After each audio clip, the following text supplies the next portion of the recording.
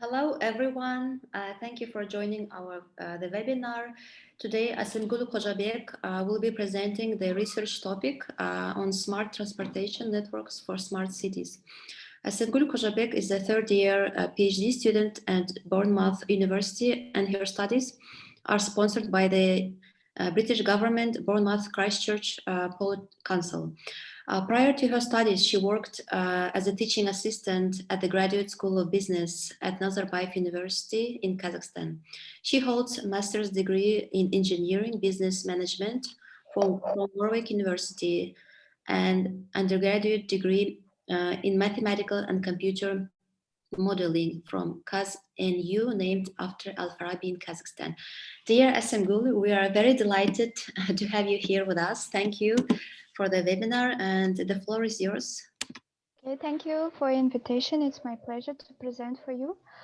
So as Mulder mentioned, I have like different background, like starting from mathematics, computing, and I did my master's in engineering business management from Warwick University. So all these different interdisciplinary subjects helps me to work on my current PhD topic, which is smart transportation networks for smart cities. So in this research topic, I try to use I try to apply multidisciplinary and interdisciplinary approach, because I see that looking only from the one perspective doesn't help to solve the problems related to congestion. So specifically in this research topic, I apply network science, data science, and I do coding in Python languages. So also my experience and my knowledge from engineering also helps, because for my master's dissertation, I chose the topic transport capacity planning for mega events, which also considers the needs of transportation. So all this background gives me in-depth understanding of this topic. And as Mulder mentioned before, my research is sponsored by BCP Council. BCP stands for Bournemouth, Christchurch, and the Pool.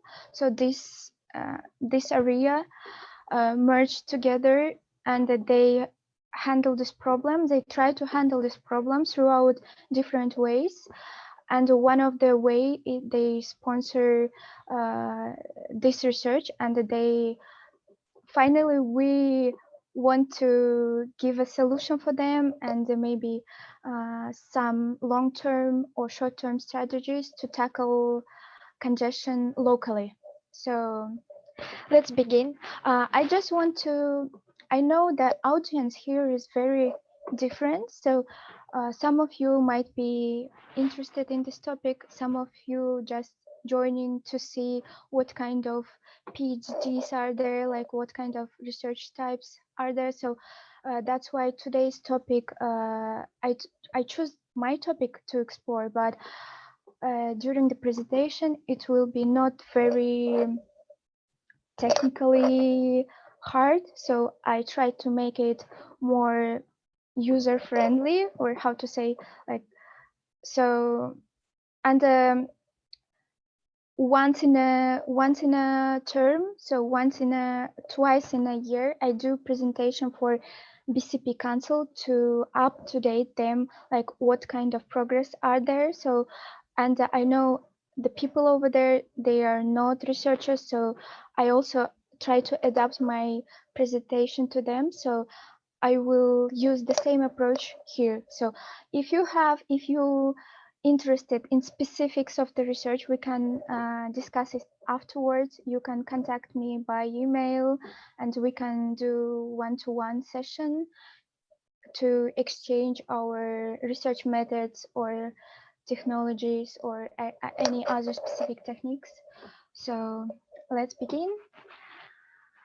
So the content, I'm going to emphasize, start with problem statement, how this congestion affects our everyday life, especially for those who live in UK.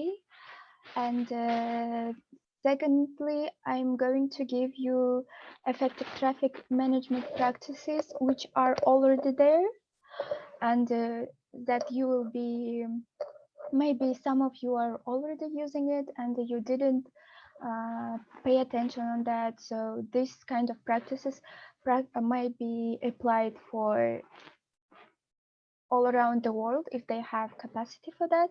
And the third, it will be some overview of my specific research.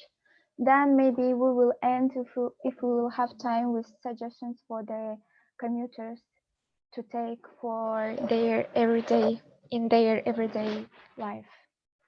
So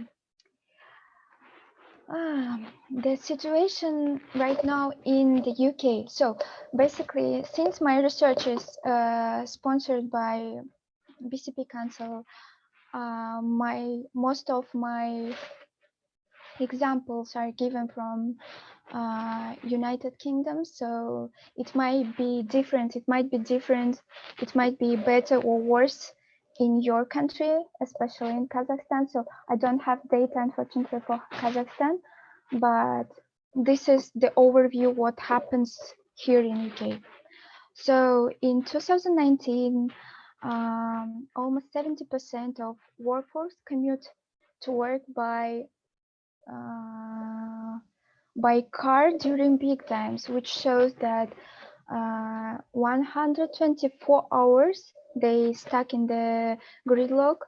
Gridlock means the congestion annually, and this is projected to be 136 hours by 2030, which is equivalent of 18 working days per year. So you know that losing these 18 days has its consequences in price of wasted productive working hours. So instead of staying in gridlock for 18 working days in a year, you might use it being productive at work, or you can spend maybe good time with your family or being a volunteer somewhere. So by congestion, we don't only mean that you were losing this specific time or the amount of fuel, or we don't only mean that we produce emissions, but it also you lose the qualitative time of your life. So that's why we think that reducing the congestion is important, and because we also see that there is gradually raise of number of congestion worldwide, so we need to take an action. So that's why countries and maybe specific cities try to tackle this problem not only by the practices which is already known, but also sponsoring the research which will specifically look at the specific area, because some areas have their own problems which may cause these congestions. So let's move on. So I don't know how active you are here, but I thought that there will be like engagement within the presentation. So I highlighted the top 3 congested cities in the UK. So if you want to just answer or guess, you can type in the chat box what is your guess, but otherwise I prepared you also know that if you are a PhD student that there is a tool like Menti, so you can use to guess and to share your thoughts, so you can use it as well. But here we just I will just open it one by one, because I can imagine that most of you might be busy now or doing 2 or more than one thing at once. So let's start. So maybe, but I see there is a chat, right? So yeah, Gulshat, yeah, you are guessing that first place is London, and you are right. uh, London and Edinburgh. Edinburgh is one of the most congested cities. But this is statistics from 2019 in RICS, but the situation might be different now because of COVID situation. There might be lots of changes, but I took the statistics from 2019 because it was stable at that time. And in third place, it is the city which I'm located, so it's Bournemouth, and which sponsors my research. So that's why we are looking at the Bournemouth. So, but generally, Bournemouth is not a big city. Edinburgh and London, it's first and second big cities. If I'm not mistaken, Birmingham is second largest city, but anyway, Edinburgh is also one of the big cities in the UK, but Bournemouth is not the big one. But anyway, there is in summertime there is a peaks because of Bournemouth is one of the touristic place, and it's well known around the UK. So this is one of the major causes of congestion in the city, and we see that the peaks of congestion comes to summertime. So that's why the case of the Bournemouth might be different to Edinburgh or London, because London, Edinburgh, they have the peaks throughout the day or throughout the weeks, but they don't have much seasonalities over there. So the situation with Bournemouth might be different. So this is just to take into consideration. I don't know why. Oh, okay. So as I said, that there are already effective traffic management practices worldwide. So I'm going to give you the 5 most well-known and proved practices. So first one comes from Stockholm, that they introduced road pricing for.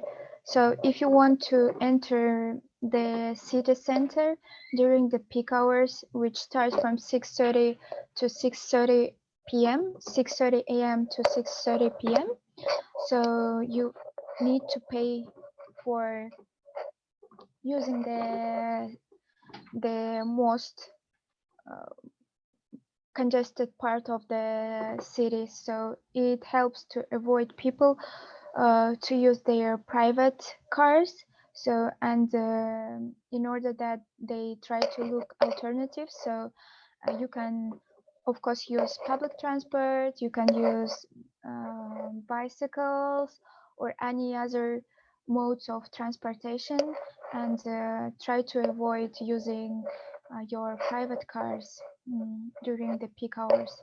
So of course there is exemptions for the public buses, taxis, and eco-friendly cars, and of course emergency vehicles. So this type of practice motivates people to use more public transport instead of private vehicles. So another example comes from Hong Kong. They introduced public light buses. So it's another way to improve the public transportation and motivate people to choose when they have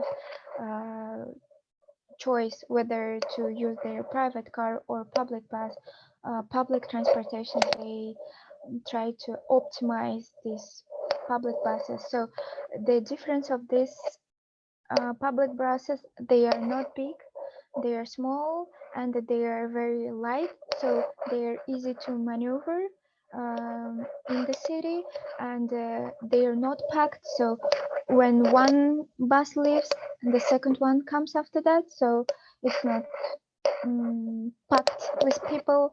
So this is one way to prioritize, to help people to prioritize public transportation. So another way is from London, that the people who live in London might know that, or people who visit London often, they might already experience this. This is the Traffic for London introduced the electronic journey planner. So you can use different modes to get from point A to point B. You can use not only underground, you can also use the combination of them and pay only once, or you can use only one card, which will be, you don't need think in advance how it will cost for you, like changing transportation mode, what is cheapest way, this kind of thing. So if you go to the website of Traffic for London, you can see that you can choose the priority for you. So you can choose whether you want to choose the most eco-friendly one to get from point A to point B. So they might show you, for example, cycle lines or walking options. Also, you can choose the cheapest one if you consider you have only limited amount of budget for the transportation. You can choose the cheapest one. So they will select different type of modes which will enable you to get from point A to point B with the cheapest fare. And also you can choose the fastest mode. So there is very diversified modes of transportation which you can use. This is all apart from private cars. So please, if you plan to go to London, if you already live in London, please use these tools to plan your journey ahead. So hopefully you will find it useful. So fourth practice comes from Copenhagen. So its interactive public transport model, it's quite similar to what is done in London, but here you have the difference here that you have only one ticket which you can use for different transportation mode, I think, which makes it even easier for commuters to decide which kind of mode to choose, transportation mode to choose. So this is another example. And the last one comes from Guangzhou. It's in China. So they are promoting cycling in the city. They have the biggest bicycle points for use of citizens. So it's also one way to prioritize eco-friendly transportation and to reduce amount of private cars. So this is top 5 practices worldwide, which World Economic Forum presents us.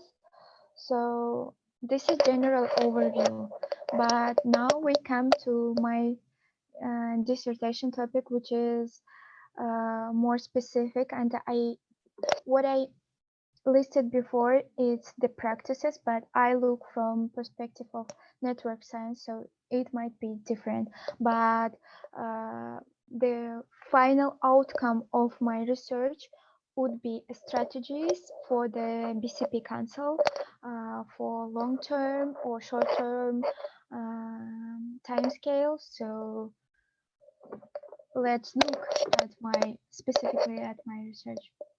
So for now, I have 3 research questions which I want to answer at the end of my PhD. So first one is to identify vulnerable points of the road network. So by vulnerable points, I mean here the nodes or junctions or roads which is prone to traffic congestion. And the second one, I want to see how congestion propagates throughout the road, how it moves from one point to another point. And the third, but the last but not least one is to build the specific strategy or mitigation rules for the BCP Council. So this is my 3 main research questions. So to satisfy my research question 1, I have research objective, but I don't want to go into details, but I want to share with you the methodology, how I'm approaching, how I want to answer my research question number 1. So I want to look at the road network from the network science perspective and identify the core nodes and the periphery nodes. So by core, I mean the roads and junctions which are prone to congestion, and the periphery ones which are less congested ones.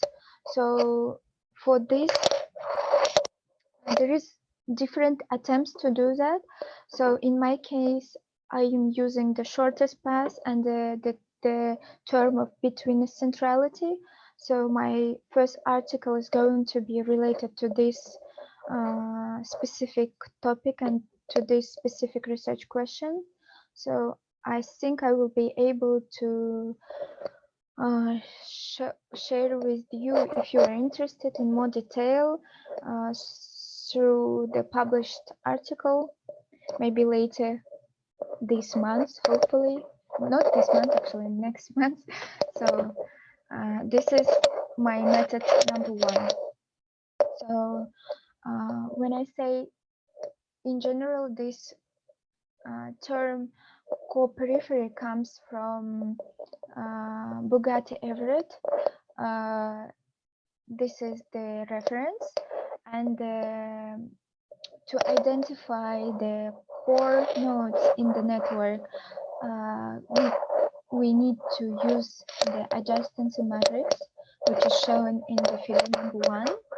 So this is a very simple example of co-periphery, and this is only single pair of co-periphery. So if you look at the network, then there is only one single pair of core and the periphery ones. But as you know, the road network is very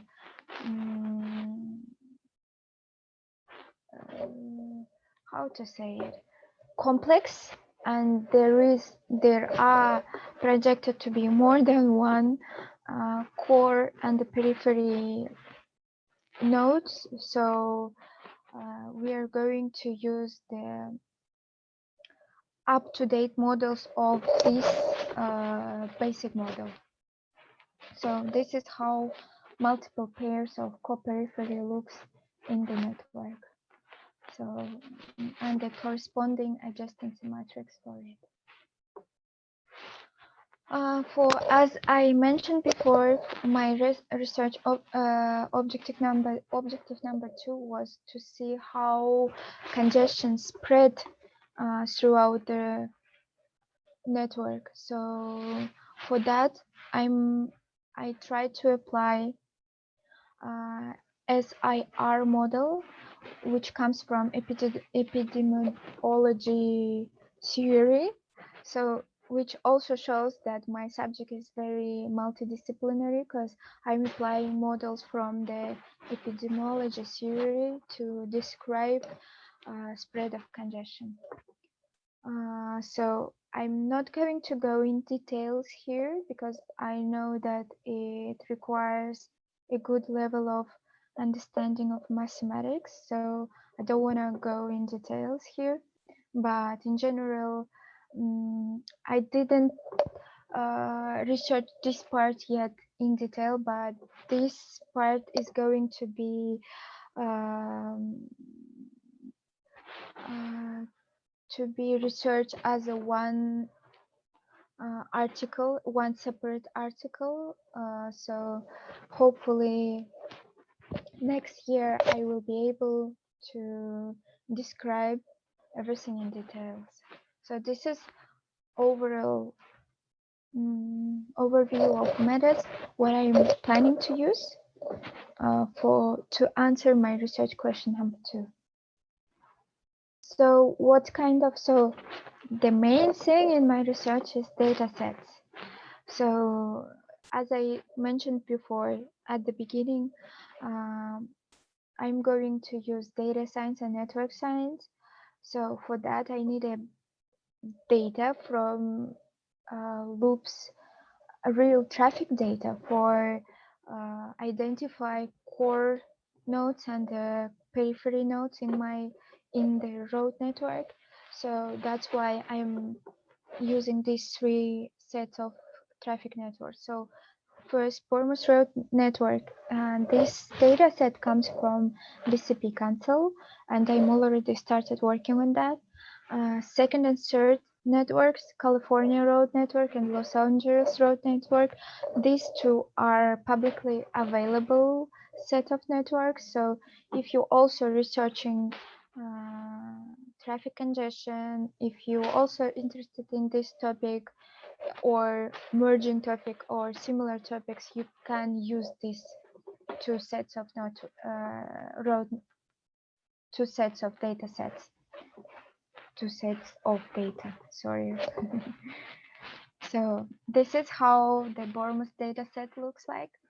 So when I say that I'm looking at Bournemouth Road Network, actually the Bournemouth itself consists of 3 different um, cities, which is previously it was 3 different cities, which is Bournemouth, Christchurch, and Poole.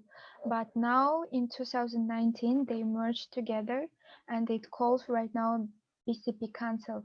But when I say Bournemouth Road Network, it consists all these 3 cities. So as you see in the map,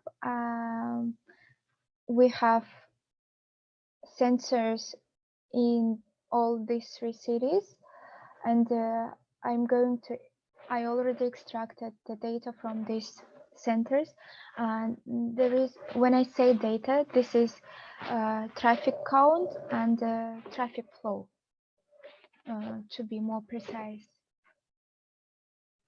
And this is California Road Network, which is available publicly, so you can also have, if you're interested in researching traffic congestion, you can look at this data set, and also MetRelay data set, which is comes from Los Angeles. It's also publicly available. So this is this information about data set which I have, like how many sensors are there, so what period, in what kind of time scale it was collected. So this is the details of each data set. So I think that's it. If you have any questions, I'm happy to answer. So I think that's it. Yeah. Dear Assemgul, thank you very much for your fascinating presentation. That's for me was an eye-opening actually to see. I didn't know that the traffic might be researched, like the research the flow of the cars in the city. For me, it was just a random movement. And I have a question. Can your research be applied, the results you get from your research applied to Kazakhstan case? Because I just looked at the population size of the Bournemouth, and it seems not as a large city. Yeah. The thing is, what we want to do, like we will do the specific action strategy. We try to do specific strategy for the Bournemouth, but of course we will look, since we look from theoretical point of view, so it might be applicable for any other city, but the key thing is there we need data from that specific city if we want to apply the approach which we are going to present. So we need data like traffic data, traffic flow, traffic count. So if any city has this kind of data, we are happy to share with the results. So I'm not sure that, because my dissertation for master's degree, it was related to Astana.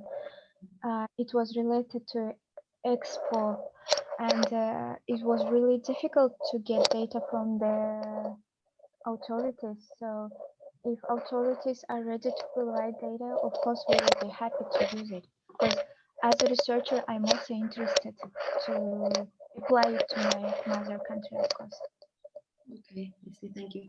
So I didn't get from the slides you presented. So the main aim of your research is to motivate people using less private transportation and to use more public transport, or what's the aim, or to reduce the use of the general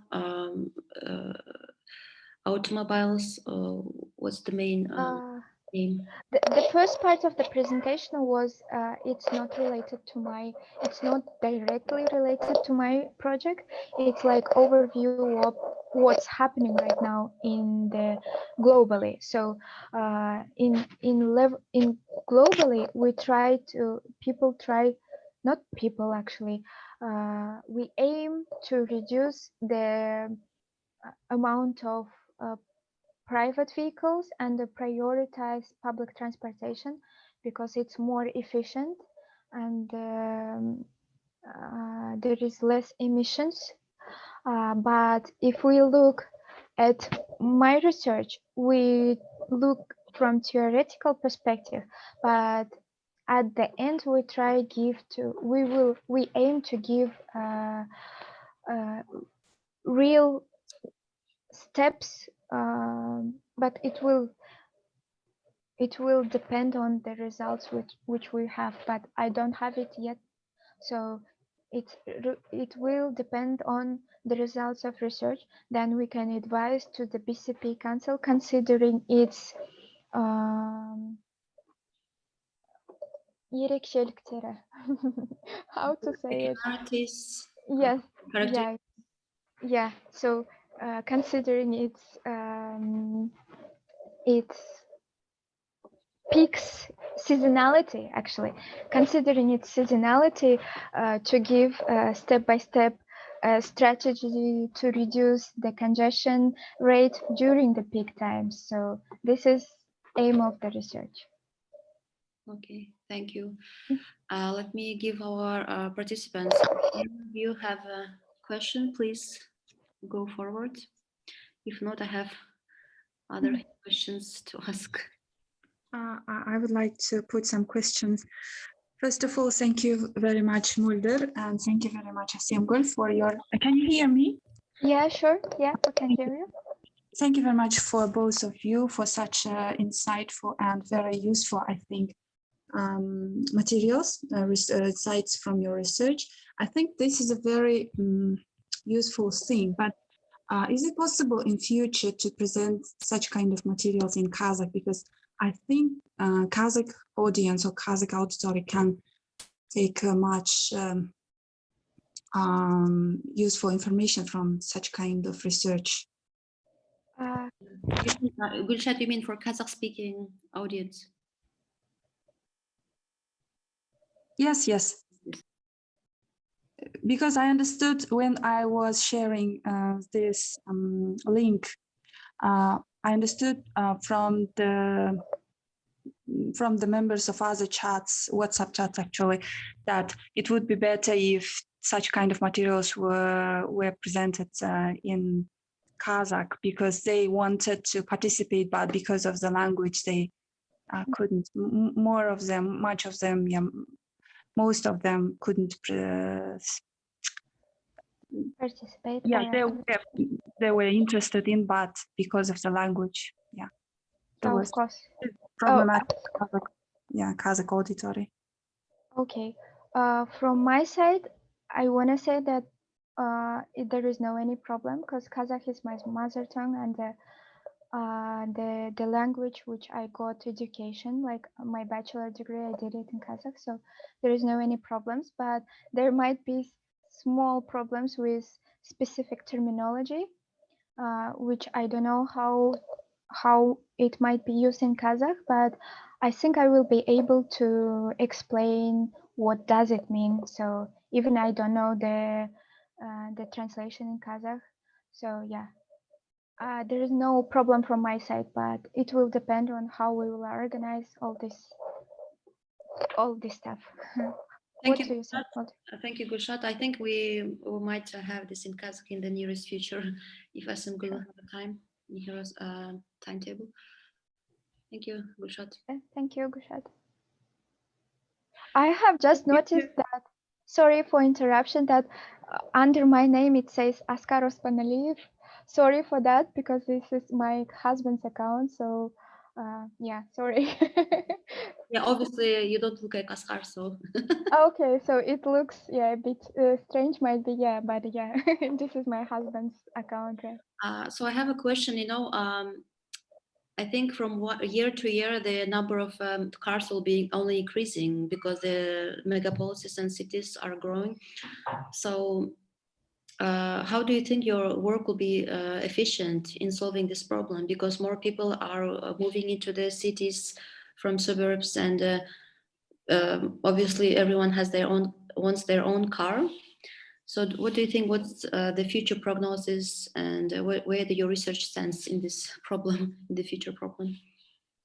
Okay, apart from urbanization tendency, there is tendency that number of people are growing. So there is more need for the transportation, and as a researcher who does research in transportation networks, I see that there will be more and more problems related to the congestion, but these little steps, like research like this or any other high-level meetings which try to discuss the transportation planning for each cities or globally or locally, that the main thing which we can right now start to do from this point is to prioritize public transportation where we can. So and if it's possible to apply things like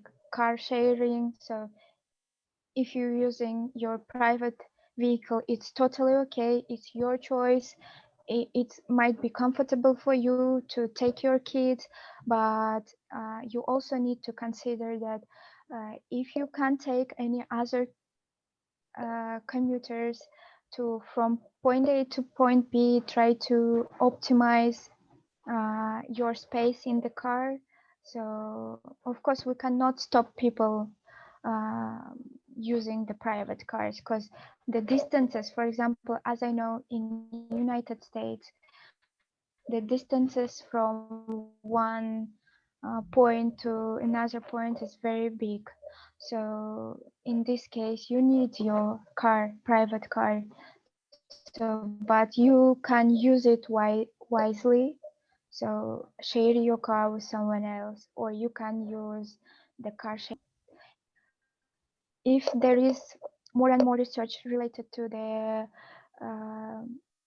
problem solving of traffic congestion, at the end we will might find one universal solution or lots of little solutions when we combine all together that might help reduce the traffic congestion level in the city or worldwide. I don't know, like if look from perspective of world, so to reduce it worldwide. Thank you.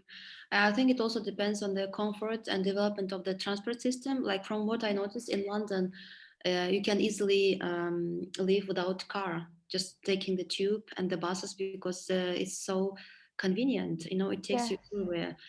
Whereas I know that in Almaty, the tube station is not really developed. It has only few roads. And So it's public transport always packed with people. it's packed, yes, and even Yeah. the bus system in the big cities as Almaty, Nur Sultan is not always clean. It's they just try to get as much people as possible in the car in the bus. So that's kind of puts a person back from using the public transport, you Yeah, know, that's true. to run to the car. So I think the government invests in the public transport. Like I would just easily use the public transport. Yes. Yeah. And another point, I think the policymakers, they need to work with the people who are really specialists in that, not rather than like when they make a decision, for example, invest in something to reduce the congestion, they need to speak the person who really knows the situation or who really have in-depth knowledge about it. So I think it will mm, save some budget and it will be more efficient. So sometimes I don't think I don't speak only about Kazakhstan, but it might happen in any other country when you try to solve the problem and you want to approach the policymakers. It might be difficult to get to them and to so they I think they should be open for the views, especially when the specialists in this field they want to share with their experience. So this is one side which we can also take into account. Yes, even that as a case study, for example, in at the school where my kids used to go to in Astana, like every parent used to drop off their kids in the cars, and it just created this huge congestion in front of the school. So it Yeah, just stopped the other traffic, on the road. That was ridiculous. Like they didn't organize any, like one bus for the school. Just everyone was, this kind of little things. I know little things around the city creates this general problem. yeah, sure. Um, so Yeah, yeah. may I put one question? Yeah, I have a question about Almaty. For example, Mulder she has just said that routes, metropolitan routes, are not developed in Almaty. We have only in one city. It's the biggest city of the Kazakhstan, in Almaty, but it is still isn't developed well, like in Tashkent, for example. Yeah. So what is the problem? I think the metropolitan or metro is very important and very, I think, ecological way of transportation. Yeah. So why it is not developed in Kazakhstan? What is the hinders for developing these routes, or I don't know, this fair in Kazakhstan? Is it because of lack of specialists, or because of lack of money or budget? I don't know. How can you explain it from your point of view? Thank you very much. Okay. So this answer is going to be just from perspective of a researcher because I don't have data from Almaty, like how many cars are there, like how many roads and lanes are there, like how many public transport. But since I'm also from Almaty and I used to live it like for more than 20 years over there, so I can say from perspective of the user, the girl from the Almaty and as a researcher right now, so I can say that it's always the combination.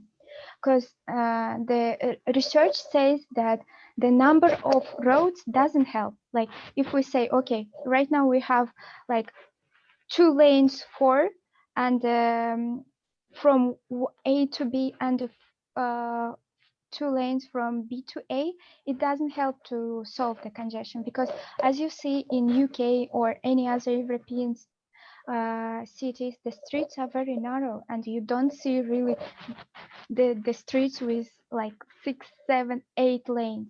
It doesn't help. The research already proved that the thing which might be useful, it's combination of the good practices. For example, to have more than one alternative mode of transportation. For example, you wake up in the morning and you have choice of using your your private car, or having choice of using public transportation, like for example underground buses, or cycling, or any other type, or car sharing. Or if you have this kind of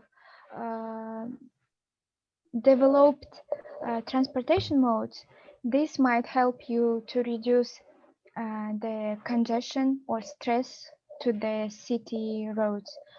And also here we need, I don't know how it works in Almaty or Nur Sultan, whether they use the consultancy help of the researchers or scientists, or the people who really knows the transportation situation in the cities.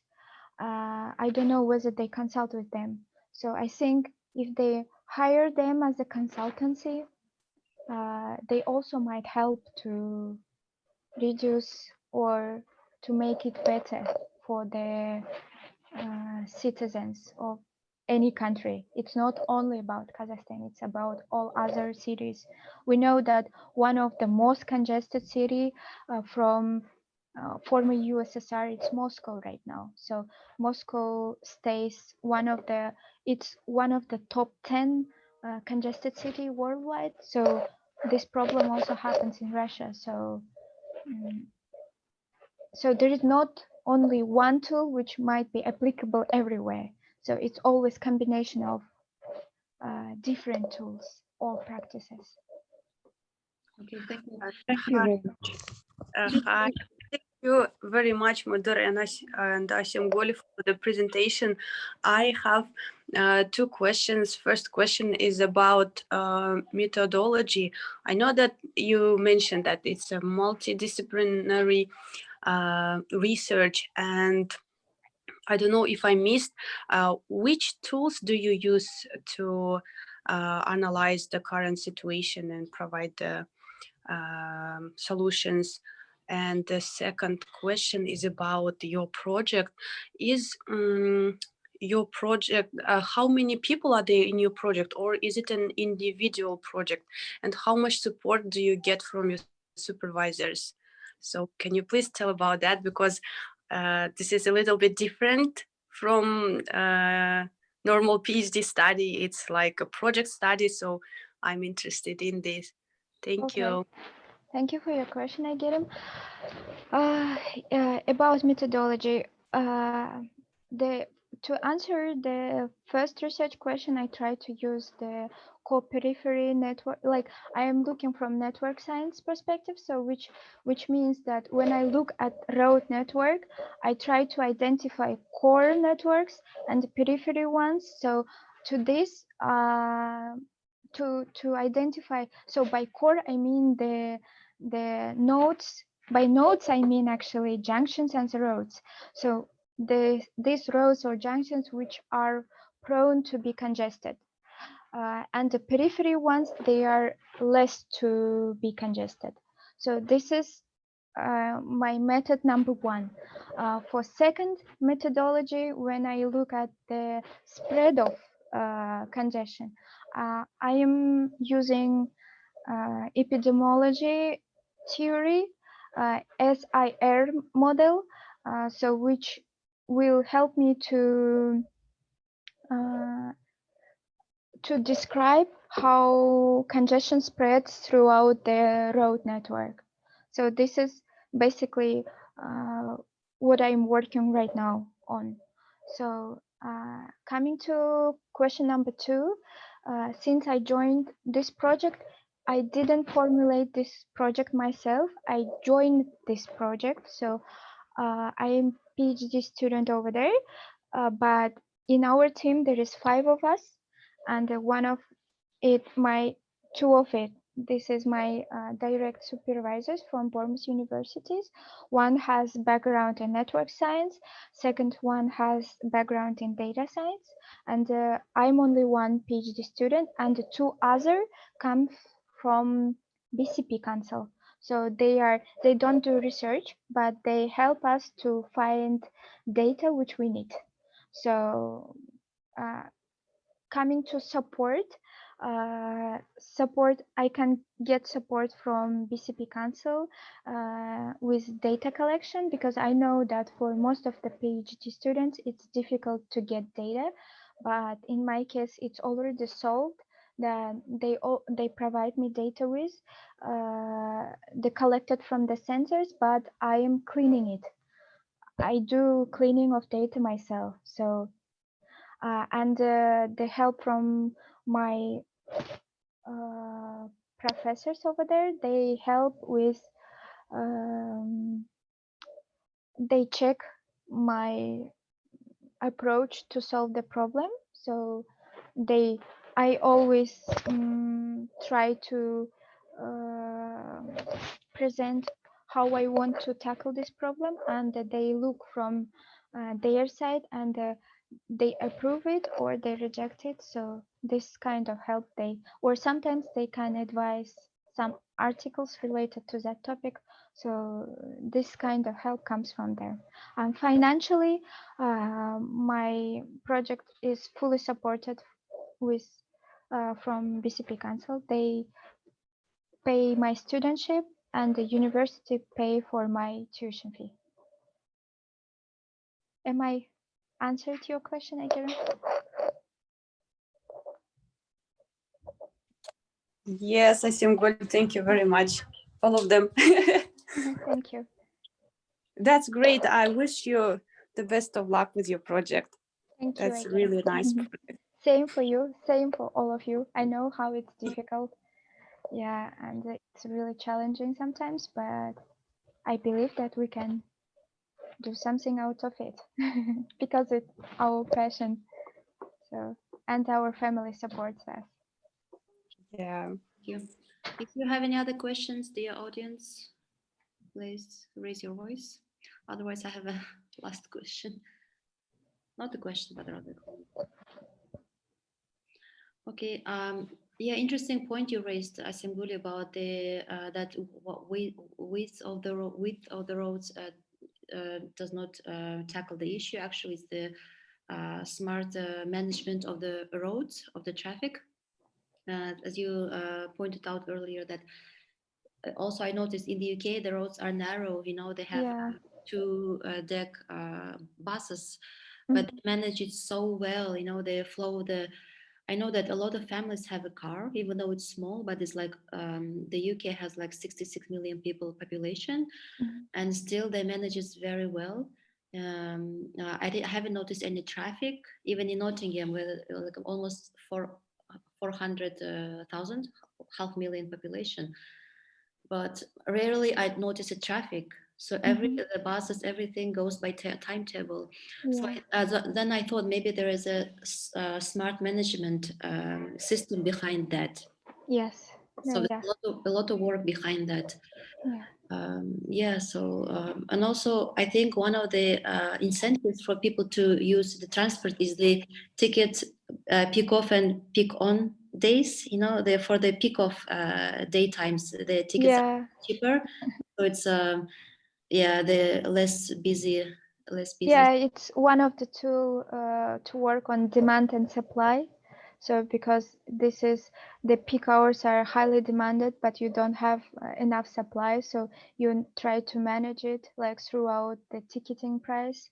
So yeah, you give higher price for peak hours and less price for the rest of the day. So yeah, this is one of the wise tools to use to work on the demand. Yes, as you said, I think they're involving their experts on that field. Yes, this is a good thing which I think every city needs to work on. I think it doesn't never hurt if you listen for the opinion of expert when especially they want to approach you. So I don't know. Yeah, sometimes it's difficult. If we have time, I want to share with one moment, like when I worked on the transport capacity planning for Expo. I have approached one researcher. Her name is Eva KazNU. She works for planning mega events like Olympic Games or exhibitions worldwide, and she's expert in this field. And when I called her, she thought that I'm representative of Astana Expo, and she was so surprised that I'm contacting her. But I said, no, I'm just researcher from Warwick University, but I'm interested in this topic. And she said, this is only time when no one contacted me to take my advice on planning the transport capacity for the mega event. So I was surprised why we don't use this kind of advices from the experts. So I think that involving experts when you make policies or any changes in the city, so you need to at least listen to them. So it's your choice whether you are taking their advices or not, but at least you need to try to listen what they are saying. So yeah, this is what because personally I don't think that I'm the best expert in the field, but I would be happy to share with the maybe local cities in Kazakhstan, maybe not Astana or Nur Sultan, even the smaller ones, and share with my experience. And I would do it with. I'm ready to devote my time for that. So this is just thoughts which coming during our conversation. Yeah, thank you. I completely agree. I think the fact that research has hired you, even because that is the work you're doing, it's a research work, and they hired you to research this problem and to find out some kind of solution. I think it's exemplary for other governments, especially for Kazakhstan. Yeah, good example. I think so. Yes, because as you said, a lot of productivity days are being lost because of the. So yes, Assemgul, thank you very much for your time, for your fascinating presentation. Later in the day, I will upload it on the YouTube and other social platforms of our KPI UK Association. Thank you, dear audience, for your participation and questions. Thank you very much. Thank you. Thank you. I Thank you. enjoyed your presentation. It was very insightful. Thank you, ladies. Bye. Bye-bye. Good luck. Bye-bye. Thank you.